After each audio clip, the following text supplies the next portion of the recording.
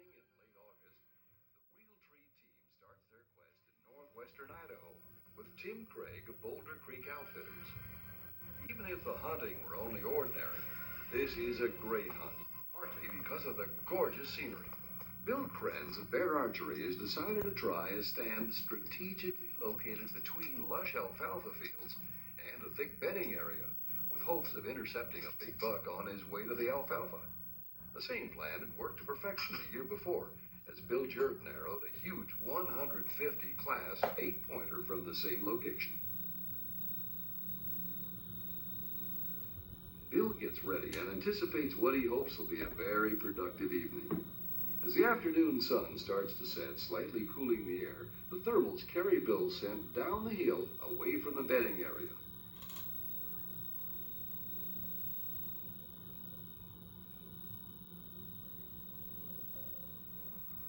Bill spots a huge 10-pointer that stepped out of the thick brush and begins feeding on the rose bushes.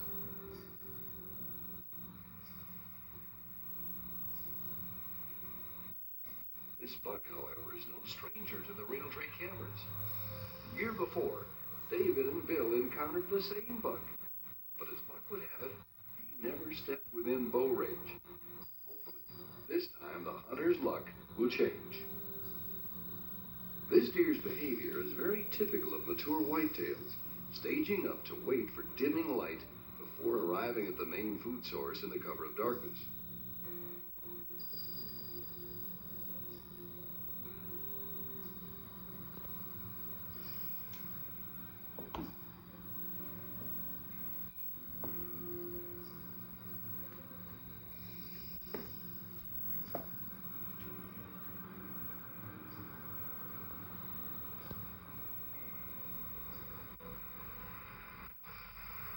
The buck slowly works his way towards Bill. It's getting darker by the minute.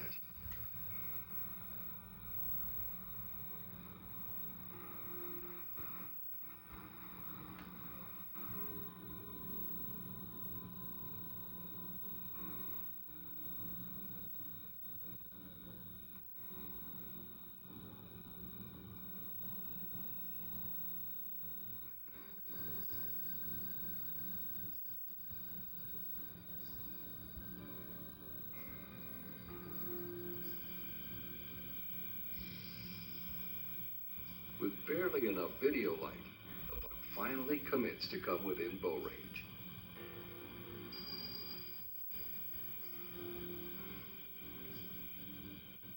Bill brings the Bear Majestic XLR to full draw and takes aim. He feels the shot was good. He came right by this bush. Ah, there's the arrow. There. Oh yeah. Good sign on there. That looks good. Well, it's getting dark fast. Could go after him right now, but I think what we'll do is I'm gonna wait. I'm gonna wait till morning. That way I'll have all the guys and we can find him easy. It's a good hit. I don't think he went far. Deciding to leave the deer unpressured the night before, Bill returns the following morning with help from the hunting party to start the tracking.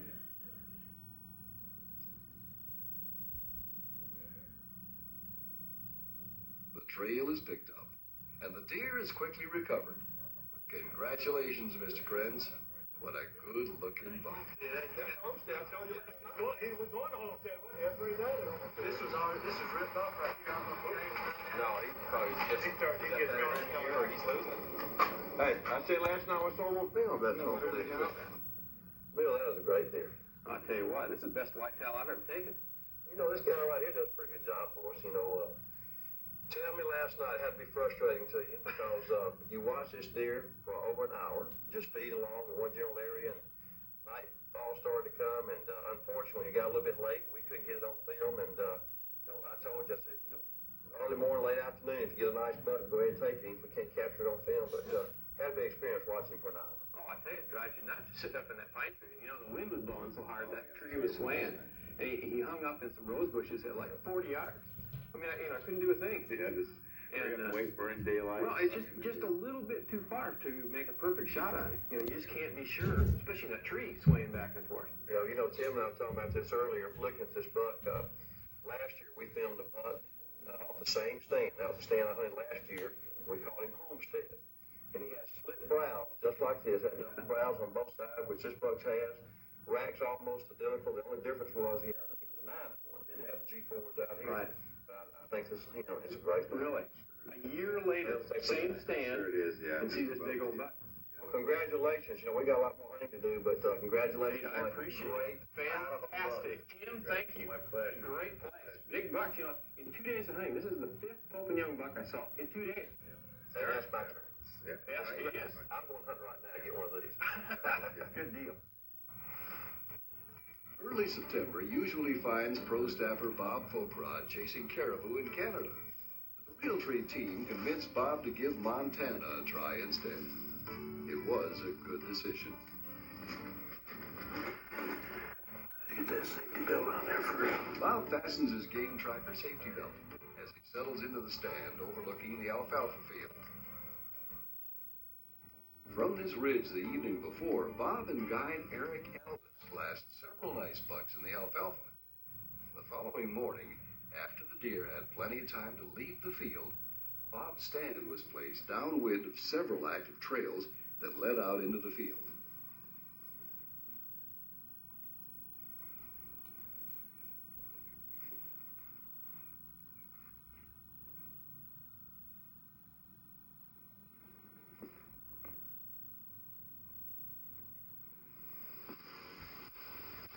A buck appears in the alfalfa, and it's definitely a shooter.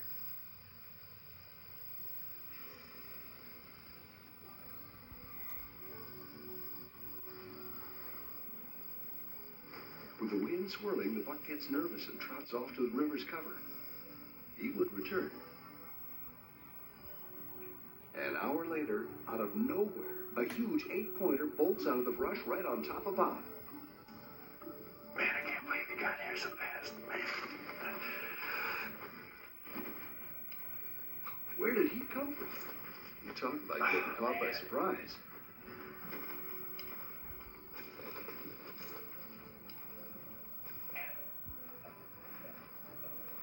Man, you talk about getting caught flat-footed. Where the heck did he come from? This hunt is starting to get interesting. Bob has spotted 2 bucks coming down a drainage ditch, including the buck that Bob had seen in the alfalfa field earlier in the hunt. The moment of truth will soon be here.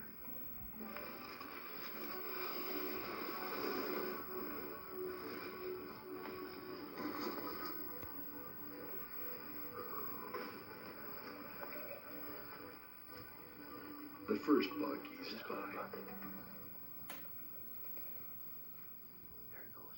Now that's a keeper at only 7 yards. Bob comes to full draw, but the thick brush makes a shot impossible. He will have to wait for an opening. Come on, man. Come on. Oh, I don't have a shot. No place. I don't have a shot. Come on, man.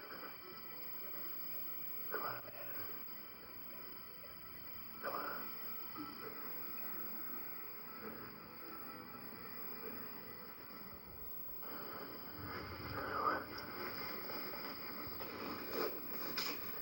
A complete pass-through. The buck shouldn't go far.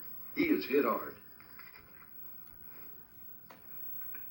Oh, man. Oh, I got him hurt.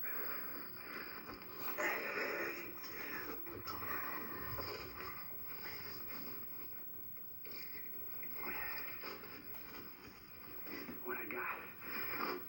It's just the way he reacted. I know he's hurt bad because he went over there. He was headed toward that fence. He laid down where the big old trees are over there. I don't know for sure what I got. It was so thick in there. I took my elbow up off there. I said, what I'm going to do is I'm going to find that arrow. That'll tell me exactly what I hit or didn't hit. There's the horn right there. After finding the arrow, Bob decides the buck should be down for the count and stalks up to where the buck had bedded down. An awesome hunt.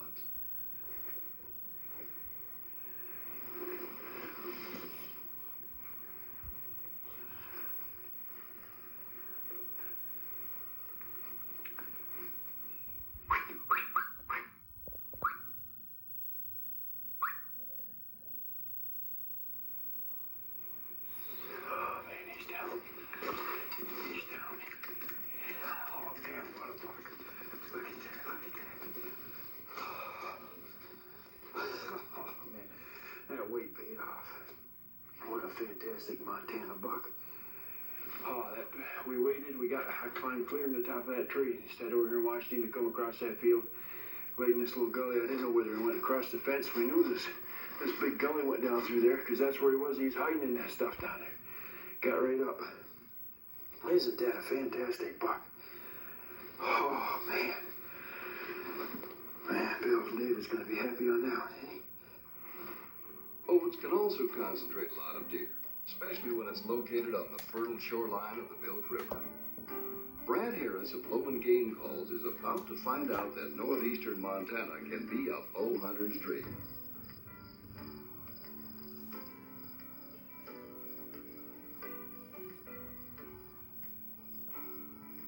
I get us 3 of them, $3. After spending a short time on the stand, Brad spots deer coming his way.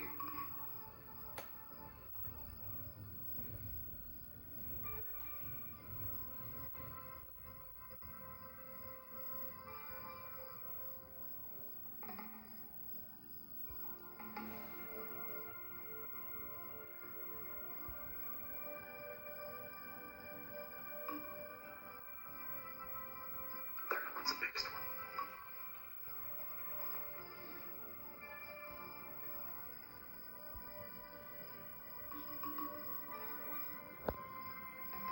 Now this 8-pointer will do just fine for Brad's tag.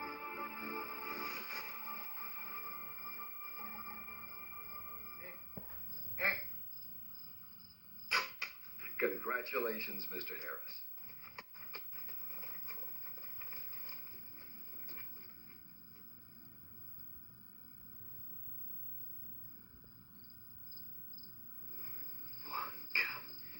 He just ran a complete circle right around us and just fell right there.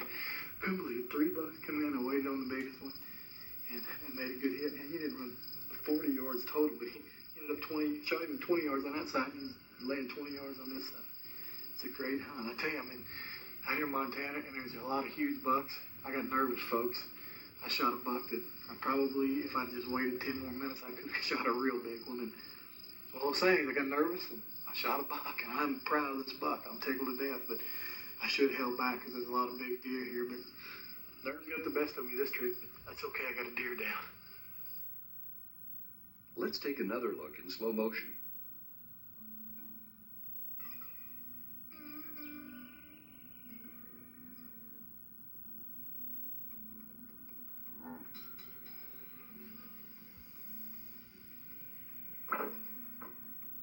Fantastic shot.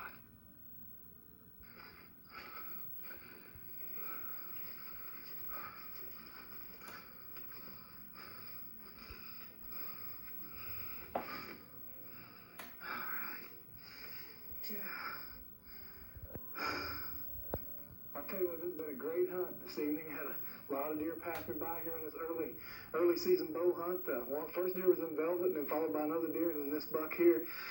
Probably shot the smallest buck out of the group, but I got a nice deer. It's just been a good hunt here, early season in Montana. I look forward to coming back. It's been great.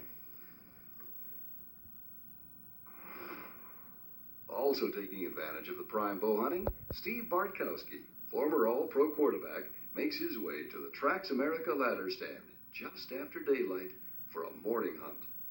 Steve's stand is located 150 yards off an alfalfa field and is accessible through the back door, making an ideal morning stand, catching the deer as they leave the alfalfa after first light and head to the bedding area.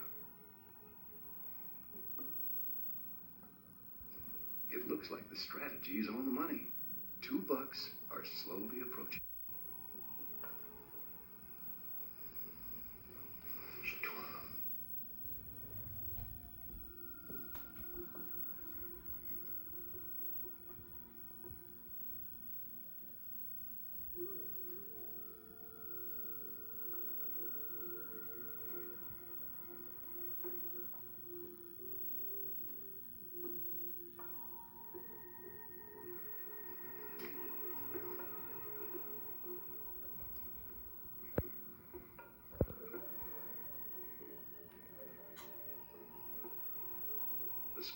two 10-pointers comes within bow range. Steve decides to take the shot.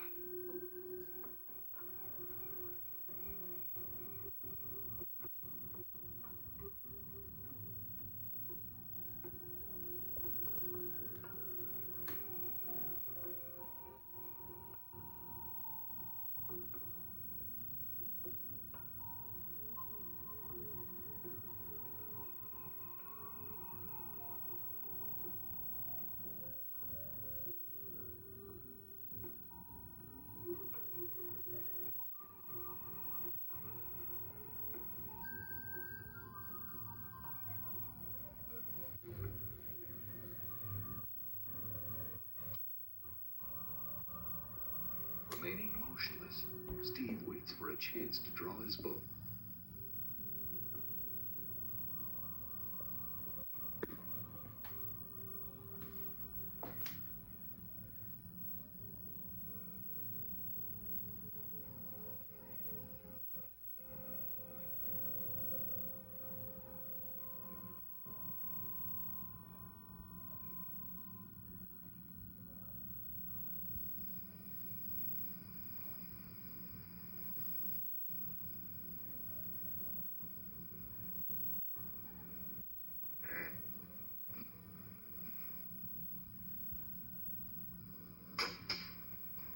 With a slight quartering away shot, Steve puts the arrow in the 10 ring.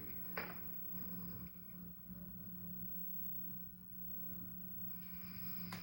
was a good shot.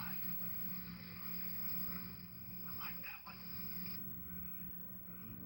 Now let's look at that again, in slow motion.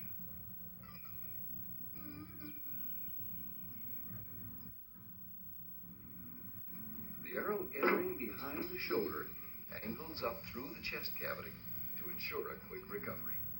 A good shot.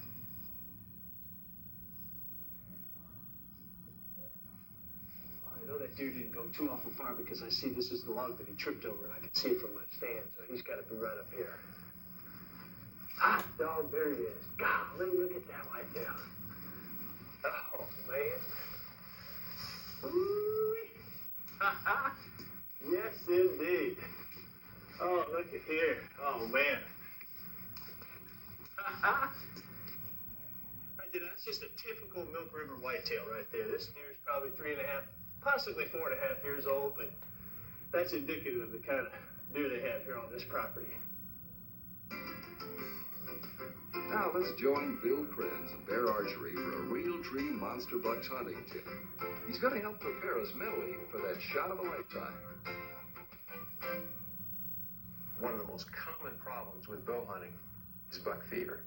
Everybody gets buck fever sometimes. The great Fred Bear used to get buck fever. I get buck fever. Even Bill Jordan gets buck fever now and then. And I'll tell you, usually buck fever is caused because bow hunters are thinking about the wrong things as they lead up to and then make the shot. The problem is when you get buck fever, you often miss the shot. And that missing is caused by negative thoughts. In fact, what they're thinking about is missing.